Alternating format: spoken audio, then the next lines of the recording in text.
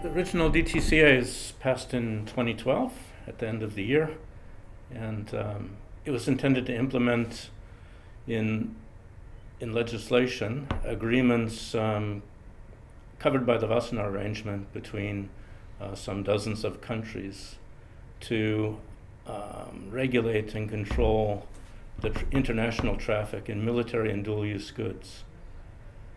How that would have impacted science and technology in Australia was quite severe. In particular, it would put the Defense Department in an oversight position over all such research, requiring that researchers in industry and government, in universities, to apply for permits to cover research projects across a wide range of disciplines, including a very large chunk of computer science. So high-performance computing is covered, cryptography, optical, telecommunications, signal processing, image processing, robotics, and artificial intelligence. The implications would have been that either researchers get such permits requiring continued government oversight and archiving, maintenance of records and so on, allowing inspections, or that they move out of that kind of research, or that they move overseas, or that they risk imprisonment for 10 years and a $400,000 fine. I think the overall implications of the original regime would have been that many areas of research in science and technology in Australia would, over a long term, radically decline. Foreign workers wouldn't be willing to come here. A lot of workers involved in the area would find new areas of research. To be sure, all of this was meant to control international so-called intangible transfers, so that means things like email, oral communications, telephone communications, and so on, that cross the international boundaries. So if you were able, in fact, to quarantine all of your research activities so that it didn't spread across Australia, it would be possible to continue to pursue that. But under the original legislation, publication was considered such a transfer. So that means that ordinary university researchers where the end goal is publication, they wouldn't be able to do that without getting oversight and approval by the Department of Defense. But since publication is an open communication that doesn't respect international boundaries, publication is covered, and so would be blogging and anything else. Now, the recent legislation that was approved just a few weeks ago, the 2015 legislation, that's a result of Ian Chubb, our chief scientist steering group's investigation. They've came up with a set of amendments which allows for publication. So publication is removed from the control regime when we're talking about dual-use goods, that is to say non-military goods or non-military research. Publications allowed, and also oral communications. So many people seem to be of the view that saves the university-type open academic research community from any serious burdens in this legislation. But in fact, it omits coverage or exemption of a large range of activities that scientists do all the time and frankly need to do. So in particular, what I'm concerned about is not publication per se, because that's now permitted, it's allowed in general for dual-use goods. But there are all kinds of activities that surround and envelop publication that are not covered because they're not directly leading to a publication. So international collaborations, for example, if I communicate with partners or potential partners in Germany or the UK or New Zealand or Singapore about new research in any of these areas, in artificial intelligence, in Bayesian nets, automated decision-making, machine learning that can be applied to image processing or signal processing, which is all kinds of machine learning. If I communicate new ideas about this across the international border with a view towards not directly for publication, but for just supporting generic ideas with like-minded colleagues, sharing ideas, encouraging each other's research, perhaps co-supervising students with those people, that is either permitted or it's illegal. Oh. So how do you know that your ideas are new or novel enough to be, to be dangerous according to what the government might think? Well, that's a hard question to answer. That gets into a kind of nebulous area. Obviously, there's a gradation between new and old and significant and insignificant, and all of these things have to be negotiated in this law. So the risk, of course, well, that's part of the problem. The part of the problem is simply the vagueness of the interpretation of the law. You may well think that your research is either insignificant in terms of novelty, or has been covered by previous research, or is just putting other people's ideas together in a new way that's not very important. And the Department of Defense may take a different view of it. Unfortunately, if there's a disagreement of opinion there, then that could easily lead to prosecution. Yeah, you could view it as a kind of instance of the precautionary principle gone mad. As a Bayesian, I can't say that I'm particularly inclined towards accepting the precautionary principle anyway. The idea in environmentalism is that if there's any danger, then assume that the danger is highly likely to happen and act accordingly, which is not much, doesn't make much sense from a probabilistic Bayesian point of view. You don't take any possibility and convert them into probabilities just because they have negative consequences. Instead, you attempt, as a Bayesian, you ought to attempt to assess the probability independently of the consequences, and then add the consequences in and figure out for the available options, which in fact has the best expected value to take. So yes, it is an extreme form of the precautionary principle. It basically says if there's any kind of risk whatsoever in a dual-use good ever being used in a military way, then we should assume that will happen, that our direst enemies will pick up on this and use it against us. And that's not the way the world works. The high-performance computing that they're controlling, for example, that's used throughout the sciences nowadays for doing high-level simulations, mass particle simulations, agent-based modeling, discrete event simulations. It's used all the sciences use simulation now, and high-performance computing comes in as a key technology for implementing those kinds of simulations and advancing these sciences. By putting that under Defense Department constraints or sending it overseas, we're just handicapping ourselves and making it very hard for us to compete or participate in the new technologies that are coming on board. I think it's an overabundance of caution, let us put it that way. Yeah. From the Defense Department point of view, they're worried about the transmission of dangerous technology. Fair enough. But if they're going to hobble the development of useful and productive technology, the kind of technology that new economies are being built on today through the internet, if they're going to hobble Australia in this way, they're doing a great disservice, not just to researchers, to scientists in Australia, but to the entire Australian community, and ultimately to themselves.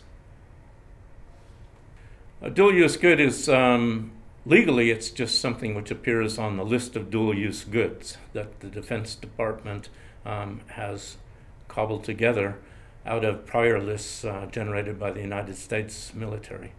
The idea is that there are certain kinds of technologies, ideas, concepts, procedures, which are particularly useful potentially for the military, but are not, in fact, in the first instance, designed for military use. So just to give you some examples that they actually put in the list, there's fault-tolerant computing. Fault-tolerant computing has been around for a long time because computers, especially in the past, were very flaky devices. They failed quite often. So very early on, there was work on double and triple backup, triple modular redundancy, so that if one computer component failed, then the others would kick in. So there's hot backup computing. That's just one type of fault-tolerant computing. There's also error detection and correction in the transmission of information and in memory. So just to give you an example, dual-use goods list fault-tolerant computing specifically, and then the list exempts certain special cases. So error detection and correction in memory, for example, is exempted. If you do research on error detection and correction in memory, then you don't need a permit from the Department of Defense. On the other hand, if you do research on exactly the same algorithms, but it's not intended for use in memory, but use in telecommunications or data communications, then it's not exempted, and you need a permit or you go to prison. So that's an example of some of the silliness, actually, in the dual-use goods list. I don't know who came up with these lists, but in fact, they're not really appropriate. They're not internally consistent. They cover way too much ground, and there's way too much ambiguity in them. Another specific example in the dual-use goods list of integrated circuits which operate at greater than 40 megahertz. That's actually in the DSGL. And 40 megahertz was probably a high performance criterion about 30 years ago, but today it is not. So this is an example of them not keeping the list up to date. So integrated circuits are covered if they're anything like state of the art for 25 years ago or since then. What that means is that practically speaking, we couldn't possibly have serious chip manufacturing in Australia. Not that we do, but we could never get it because no major company, and only major companies do chip manufacturing, no major company is going to put their research processes under the direct control of the Department of Defense. It's preposterous. It won't happen. Any research that is currently covered in dual-use goods, such as Google may be doing in robotics, they will either quarantine it so that it doesn't have to communicate outside of Australia. Companies can do that sometimes. Or they will simply pull it out of Australia and leave Australia behind. Well, from the point of view of academic research, it compares highly unfavorably. Academic research is covered by DTCA. There's no general exemption for it. There's no general exemption for education as well. So I should mention that MOOCs, massive online courses operated by Australian universities across international borders, of course, because of the internet being such a communications device. MOOCs are covered by DTCA, so that means if in your courseware you cover any new ideas, if you take the fruits of your researchers and put them into your courses, and it's not an open publication, it's for those who subscribe, who enroll as students, that's a criminal offense. You can't do that. You have to publish it first, or you have to get a permit for it. So MOOCs are covered, all kinds of things are covered. All of these things are exempted in both the UK and the US. The UK has a very simple clause, I'll just read it to you, which immediately exempts this kind of thing. In the UK Export Control Act, it says, the communication of information in the ordinary course of scientific research, the making of information generally available to the public, or the communication of information that is generally available to the public, all of that is exempt from their corresponding law. Now, that particular clause has been put forward repeatedly in the context of the DTCA, that it ought to be incorporated into the DTCA. It was put as an amendment to the original bill in 2012. It's been put by me in submissions to the Senate. It's been put by me to Professor Ian Chubb. It's been put by me to the Department of Defense, and they refuse to act upon it.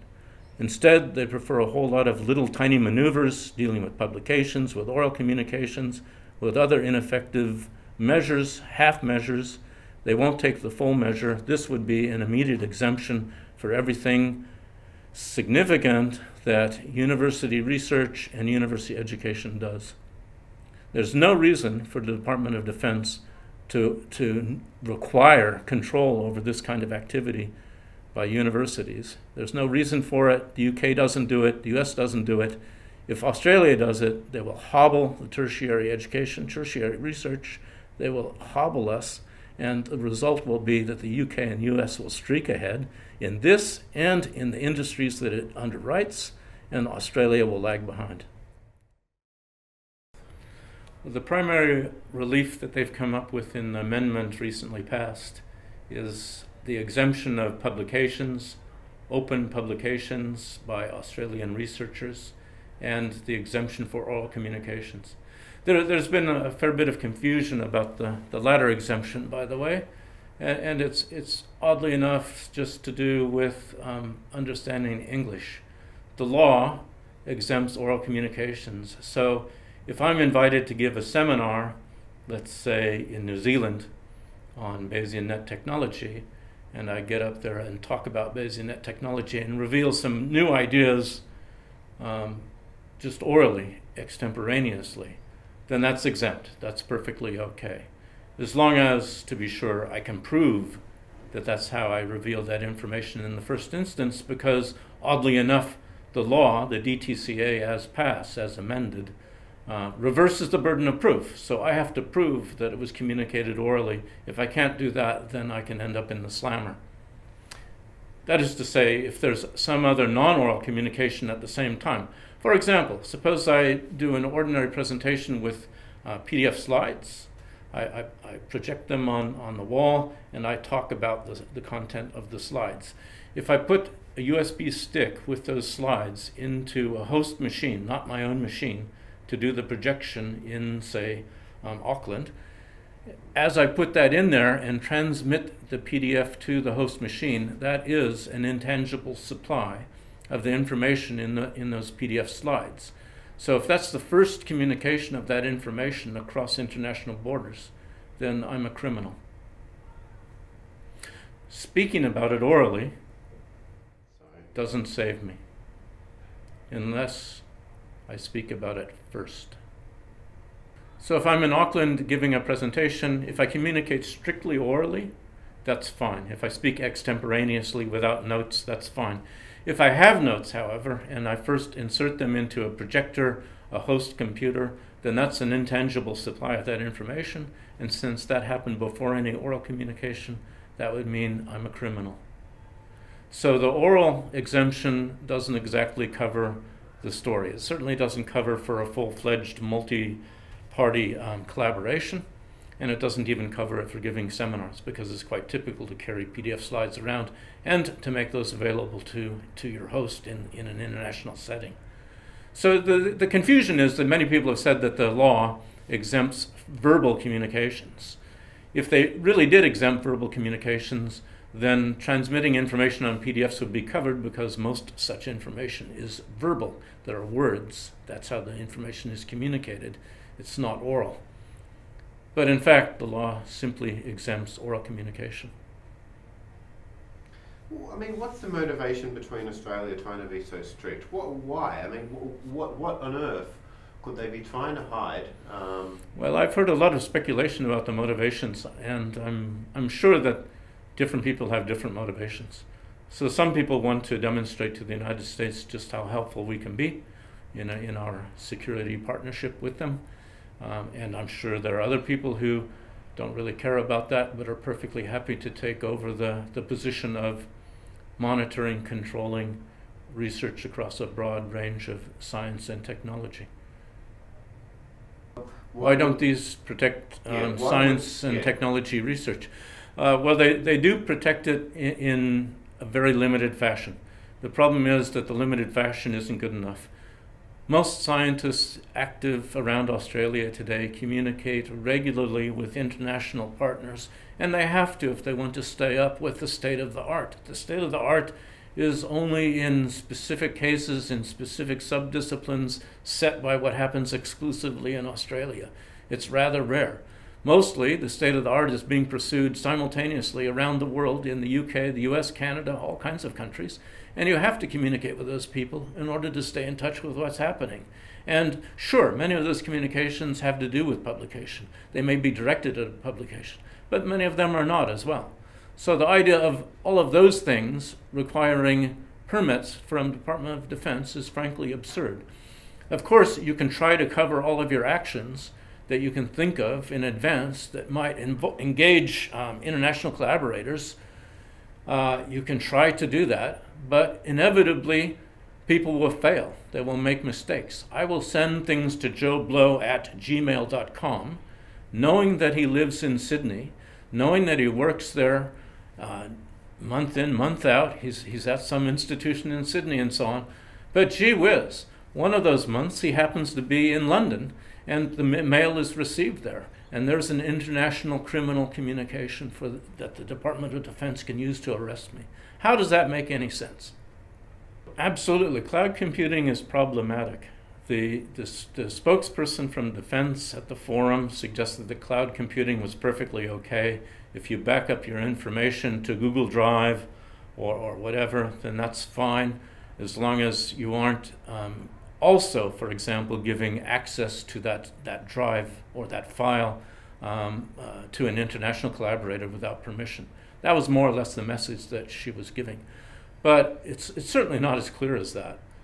For one thing, Google Drive, being located in the United States, is subject to United States law, and that includes FBI access to anything that they deem they need. So they can request access, they can force access if they need to, and Google can't do anything about that. So under those circumstances, I think it's really just unclear. The law, the DTCA, doesn't go into cloud computing. There's it doesn't mention anything about it, any restrictions or any exemptions or anything like that. So I think that's just a matter of this particular person's interpretation. And that, again, is one of the problems with the law. There's a great deal of interpretation there. And if some people in defense this year say that cloud computing is fine, go ahead and back everything up. It could easily be the case that next year a different regime of bureaucrats in the Department of Defense says, no, no, no, no, no. Cloud computing is releasing all of your information over to the host. They can do anything they like with it. That's illegal. So the flexibility, the ambiguity in interpretation is something that really could be devastating. It introduces a great deal of uncertainty. Why should a PhD student, a beginning PhD student, or a beginning postdoc in any of these areas contemplating a job here in Melbourne versus an equivalent job in London, take the Melbourne job with all of these uncertainties hanging over their heads when the job in London is just as good? No, it's not going to happen. They're going to be moving to London. They're going to be moving to New York. They're not going to be coming here. Well, have you got any examples where students have decided the latter, to move to another country? Yes, it's already happened. There was a case just a few weeks ago with my colleague just a few doors down the hall here. He had a PhD student, a new enrolling PhD student, and gotten a scholarship and had heard about the DTCA. So he went to his embassy and found out more about the DTCA, and in consequence he's picking up a scholarship in the UK. Well, if we lose our best students, how can that be good for us? Yeah, well, there is the academic freedom side to things as well. Certainly the power given to bureaucrats to intimidate, to arrest, to investigate, to seize information. They can make copies of anything that's permitted, for example, under this legislation, at will, anytime they want. Those sorts of powers are bound to encourage academics to not speak their minds, to withhold any criticism of Department of Defense or the government of the day, or anybody who has this kind of power over them. I do not know. That's a very good question.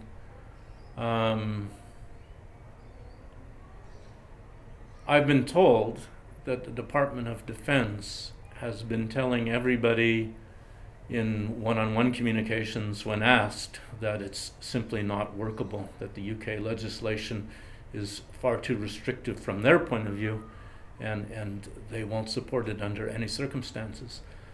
But frankly, I think this is a political decision. It's not a bureaucratic decision. It's not a Department of Defense decision. The UK lives perfectly well under it. There's no reason why we can't do the same. In fact, the Department of Defense spokeswoman at the forum said that if we were to adopt the UK provisions, she said this at the forum, that it would make no practical difference to enforcement.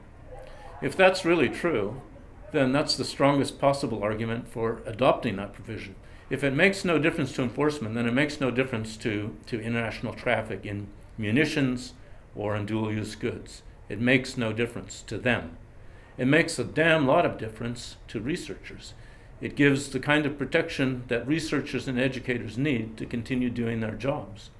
So that's thousands of reasons for adopting it and 0 reasons against adopting it. I mean, it would cost a lot less I mean, to adopt a system that had already been proven? Well, it wouldn't just cost a lot less because it's proven. It would cost a lot less because the permitting regime would be far more restricted. It wouldn't include what's happening in ordinary dual-use research at universities. Hundreds, perhaps thousands of bureaucrats, both in the Department of Defense and in the universities themselves, would not need to be hired in order to figure out what needs to be permitted, what doesn't need. Dual-use goods simply wouldn't have to be permitted in that case. So from the point of view of bureaucracy building, of course that's a terrible idea. You lose the potential for hiring hundreds of new employees to push around and do your bidding. But from the point of view of Australia getting on with its business, it's an incredible advantage not to have to build up those bureaucracies. The more cogs in a system, the more parts that can go wrong. The more friction in the system. The more friction, the more replaceable parts, the more breakdowns, the more fires. Yep. So, I mean... It's true, this is a boon for bureaucracy. Even my own university, the fastest growing part of the university has been, of course, the administrative center. This will be a big boon for them. They'll grow even faster. Is this the future of work for human beings? Are you suggesting artificial intelligence will take over the real work and human beings will be left to push paper around? Well, maybe in the rest of the world, but in Australia, if this legislation doesn't get changed, AI will die out. It won't be immediate. It'll be a long-term, painful death process. But with better students leaving, with better researchers not coming, with Defense Department overseeing everything we do, there's no question that it will eventually strangle the entire field. So where does all this leave Australia's future in science and technology?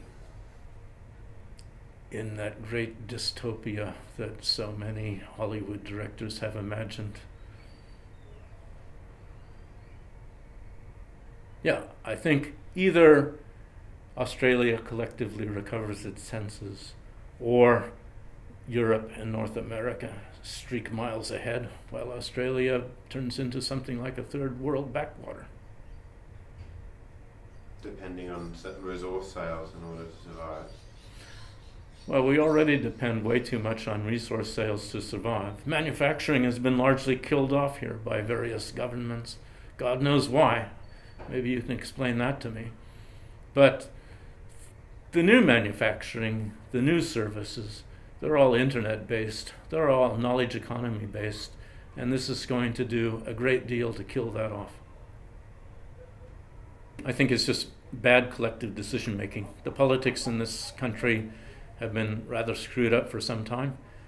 They aren't as screwed up in the United States. Actually, United States politics is crazy, but Australia is on the path towards that kind of craziness, where it's all about you versus me and black and white. It's either you're extreme libertarian, conservative, lunatic, or you're an extreme leftist lunatic, and there's precious little in between. There needs to be common ground and a willingness to compromise. But the political institutions here don't seem to be able to find a way to do that. Resources are easy. They fit in with the libertarian go-as-you-please mode. They don't require any processing. They don't require much in the way of governmental investment. So it sounds clean and easy. Of course, it's extremely dirty, and it doesn't build anything for the future. It's all about someone else building for their future, namely China. I think we ought to be building our future, not someone else's future.